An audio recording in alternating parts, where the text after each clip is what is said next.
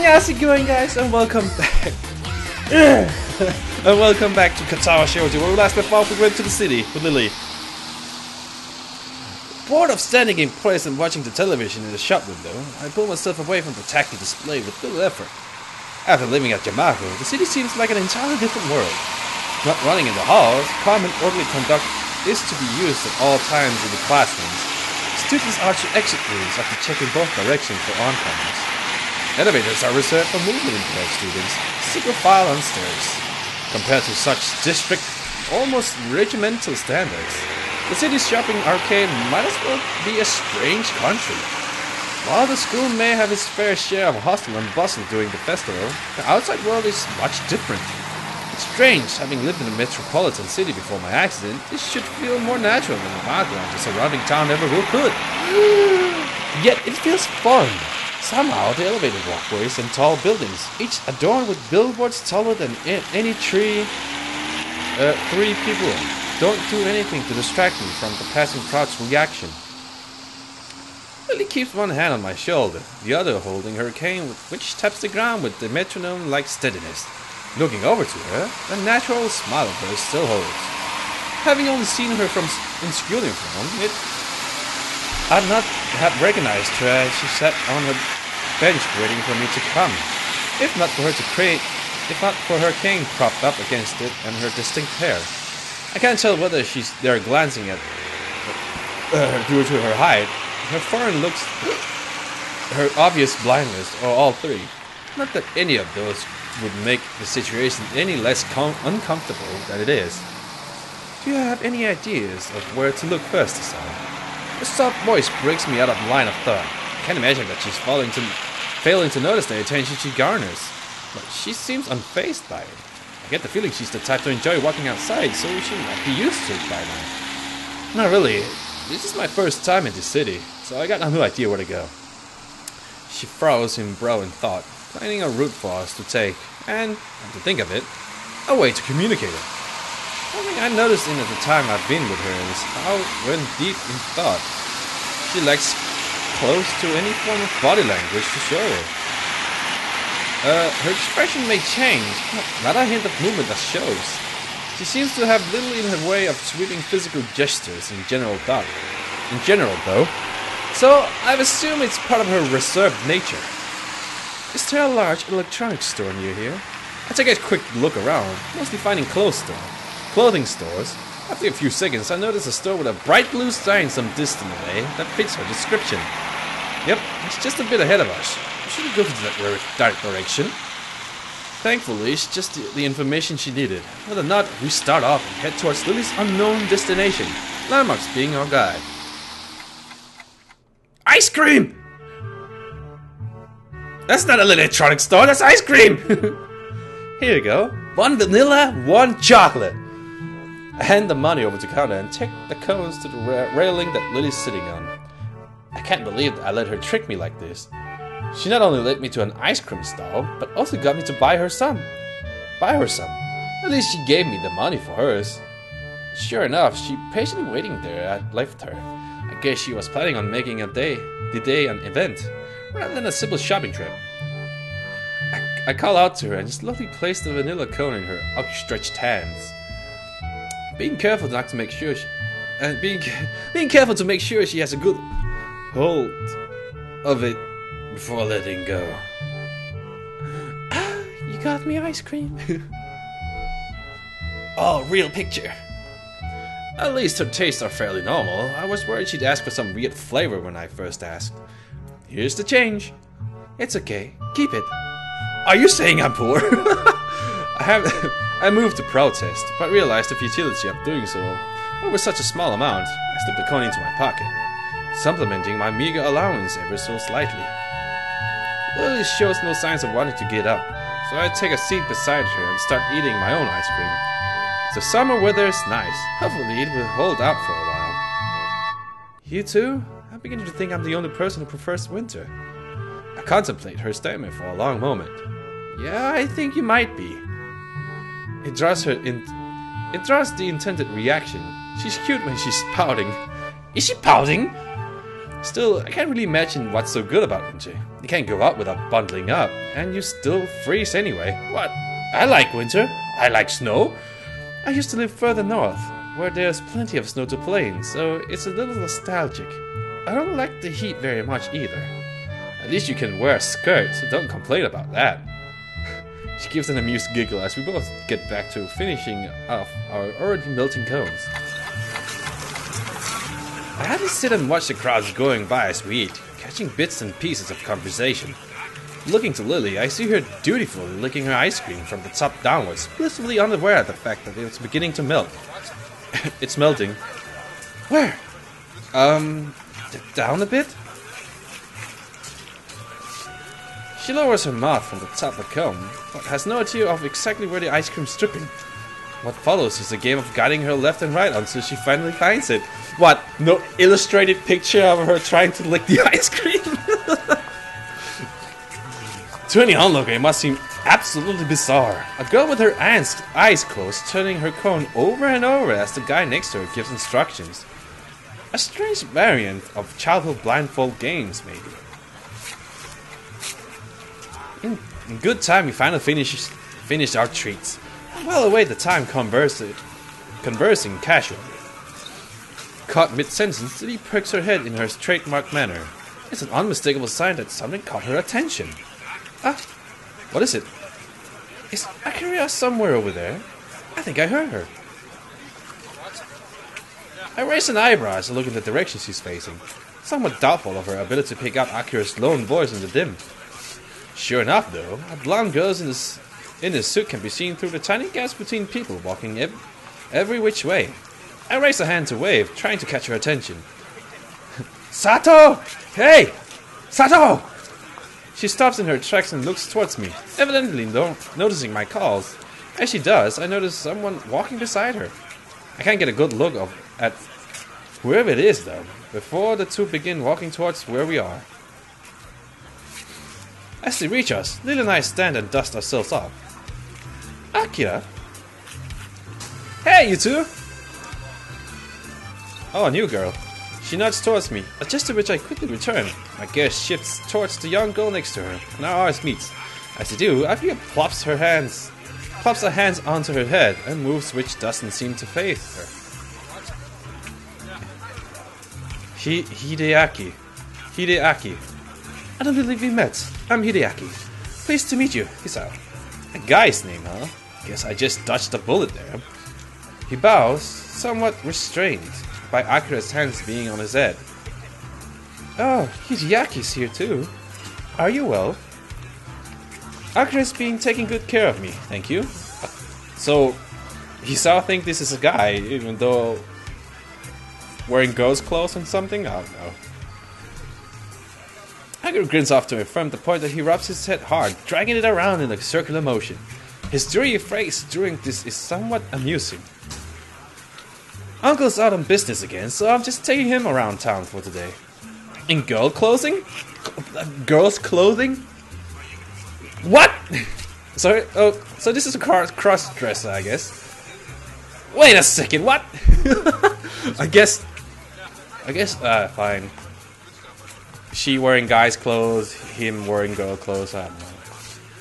I'd have preferred to be spending the day on a date with my boyfriend, but Hideaki gives a cough to try and redirect Akira's thought. As he does, so though, I find mine wondering if they're related, and further as first cousins? I suppose that explains why she's taking care of him in any case. Come to think of it, Hideaki, how do you know my name? Akira told me. Being a Yamaku student, I suppose you're disabled in some way. Not everyone in Yamaku is disabled, which I only learned a handful of days ago. I give silent thanks to Shizune and Misha for their stream of information now about how the school works. Because of them, I found out that since the school will accept practically anybody suffering from non-mental disabilities, it doesn't discriminate against healthy people either. It seems unlikely that many in good health would enroll there, though. While the standard of education is pretty high, it's extremely isolated and very much focused on helping disabled students. You're dodging the question. Damn, he's sharp.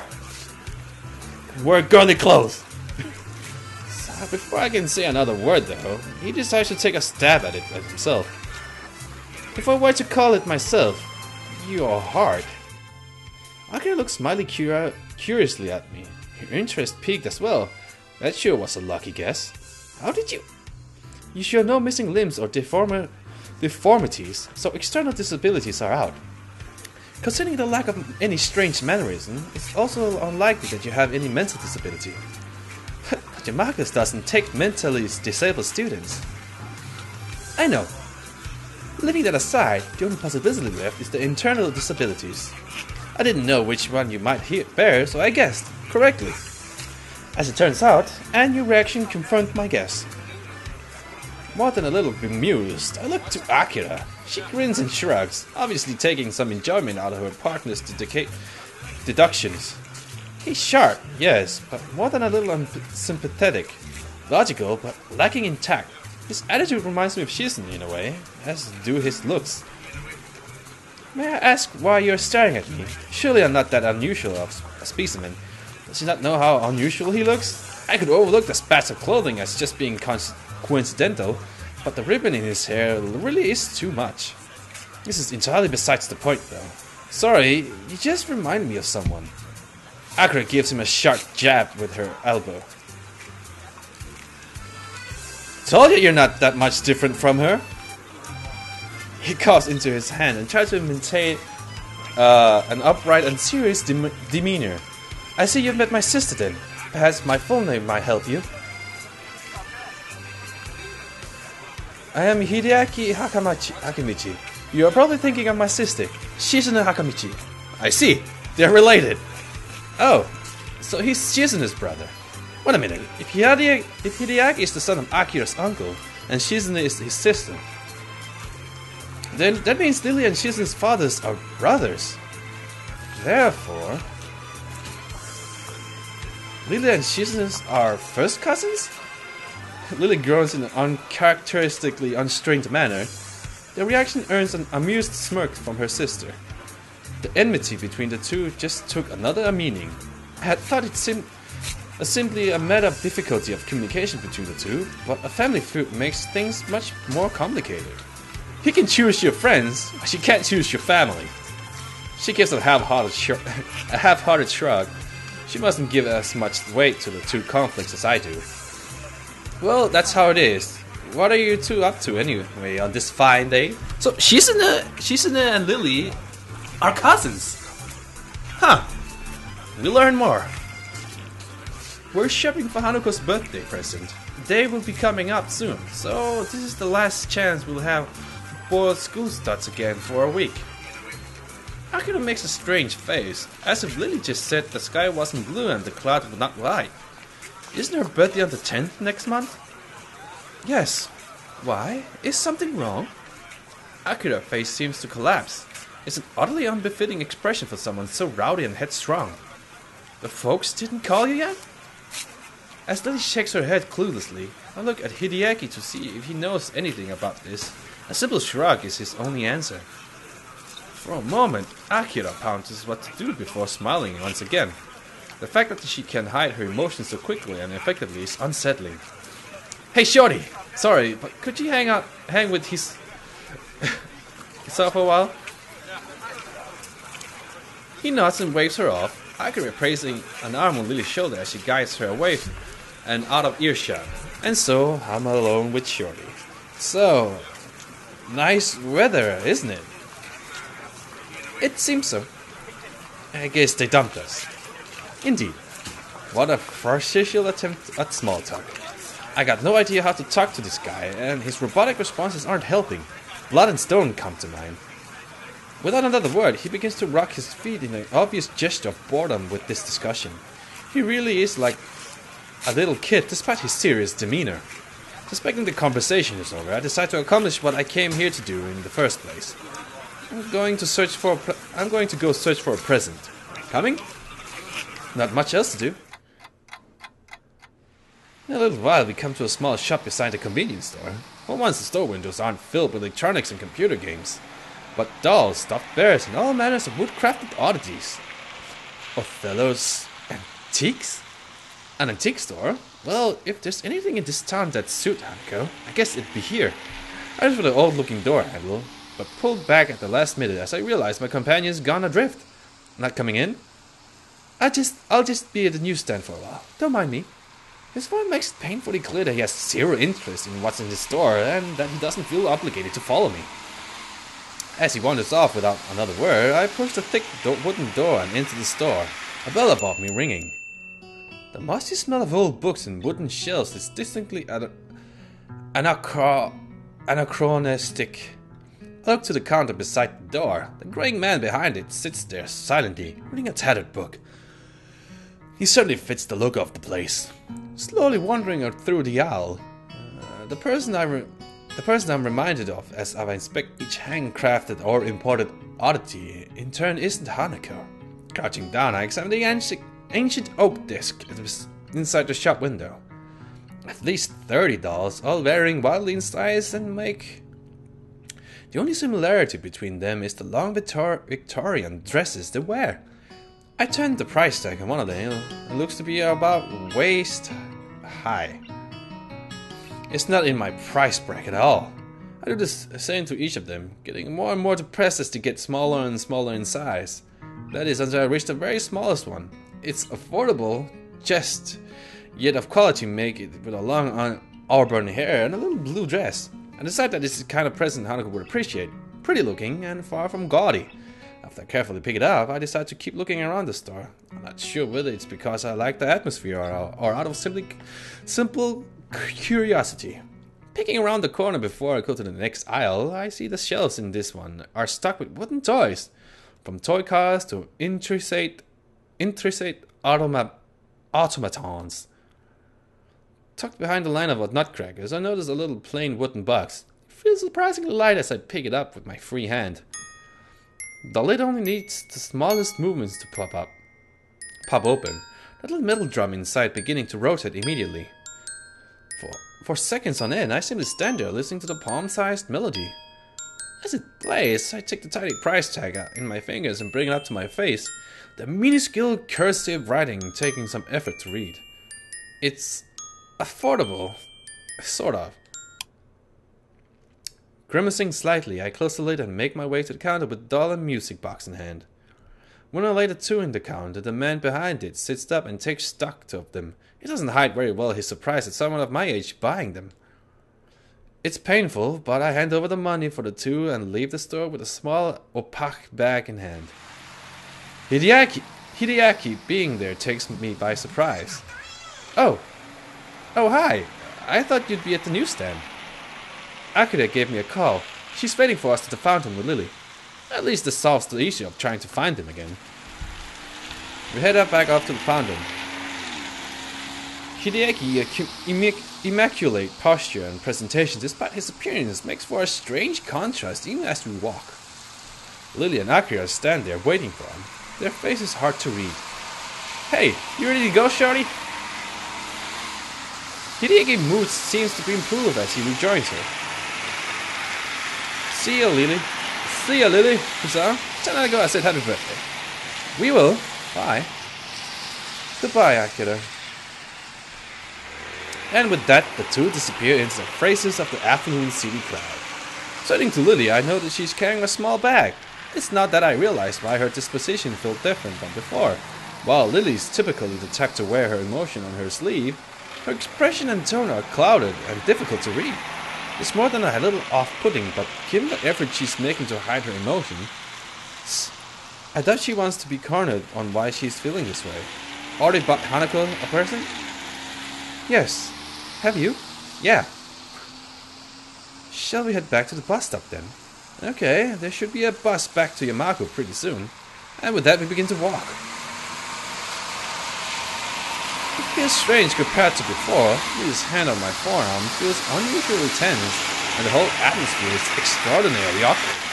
The silence continues for a long while. I really don't like seeing her like this. Hanako's birthday party is going to be held earlier. Is the 4th going to be alright for you? I have no other possible obligations anyway, so I reflexively nod. Only afterwards do I remember that doing so is pointless. I quickly answer so by speech. She tries to collect herself, a text that looks almost pitiful in how late it is to see how distant her thoughts are. Sorry, Sao. You said the boss would be coming soon, right?